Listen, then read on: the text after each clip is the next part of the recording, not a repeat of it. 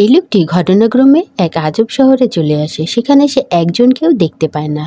এখানে সব জায়গায় সে কেবল পুতুল দেখতে পায়। হঠাৎ তার চোখ পড়ে একটি বড় পারমাণবিক বোমার উপর, যা তার থেকে খুব বেশি দূরে ছিল না। লোকটি ভয় পেয়ে যায় এবং তারপরে সে বুঝতে পারে যে এই শহরটা এত ফাঁকা কেন, আর এখানে প্রতিমাগুলো কেন রাখা হয়েছে।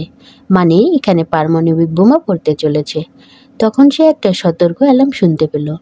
এটা শুনে লোকটা ভয় পেয়ে ছুটে গেল গাড়িতে বসতে, কিন্তু তার হারামি বন্ধুরা তাকে একা ফেলে গাড়ি নিয়ে সেখান থেকে পালিয়ে যায়। এবং এখন লোকটির কাছে মাত্র 20 সেকেন্ডই বাকি আছে। লোকটি দ্রুত একটি ঘরে আসে এবং লুকানোর জায়গা খুঁজতে থাকে। তারপর তার চোখ পড়ে ফ্রিজের দিকে।